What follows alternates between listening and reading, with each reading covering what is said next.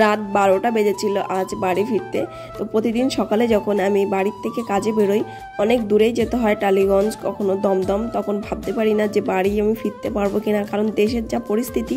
তো হয়তো আমি সকালে উঠে বেরোতে পারছি, কিন্তু রাত্রে আমি একটা মেয়ে হয়তো বাড়িই ঢুকতে পারলাম না। এখন দেশের যা অবস্থা, সত্যি বিভিন্নভাবে রিস্ক নিয়েই চলতে হচ্ছে আমাদেরকে। কিন্তু যারা সিঙ্গেল চাইল্ড বা আমার মতো একটা সিঙ্গেল মেয়ে, তাদের তো কাজ করতেই হবে বাইরে বেরিয়ে, নাইলে বাবা মা আছে, নিজের খরচ আছে, সেগুলো চালাবো কী করে? সবসময় তো বিয়ে করাই সমস্যার সমাধান নয়।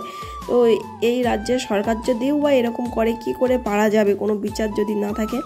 তো দেখো, আমরা নেই দুজনই কাজ করছি, কিন্তু যখন ঘরে ফেরার টাইম হবে তখন কিন্তু দুজন এক জায়গায় থাকবো না, দুজন দুজনের বাড়ি চলে যাবো। আর অনেকটা ডিফারেন্স দাদার বাড়ির থেকে আমাদের বাড়ি। সো সেই জন্য ভেবেছিলাম যে কি করে বাড়ি ফিরবো। তো খুব জোরেই গাড়ি চালিয়ে আসতে হয় আমাকে, সেখানে বাড়ি ফিরতে ফিরতে রাত হয়ে যায়, অনেকটাই রাত হয়ে যায়। সো দেখো, তোমাদের সাথে কথা বলতে বলতে কিছু কাজ শেয়ার করলাম। এটা ছিল বসিরহাট, এই লোকেশানটা বসিরহাট ছিল। তো একটা ব্রাইড ছিল, তার সাথে একটা পার্টি মেকআপ ছিল। কোথাও লোকেশানে গিয়ে যখন আমাদের সাজাতে হয় তখন না প্রচুর লেট হয়ে যায়, কারণ ক্লায়েন্ট যে টাইম বলে সেই টাইমে কোনো দিনই আসতে পারে না। ক্লায়েন্ট টাইম দিয়েছিল 3:30 থেকে 4টার মধ্যে ঢুকে যাবে, কিন্তু ক্লায়েন্ট এসেছিল 5:30টার সময়।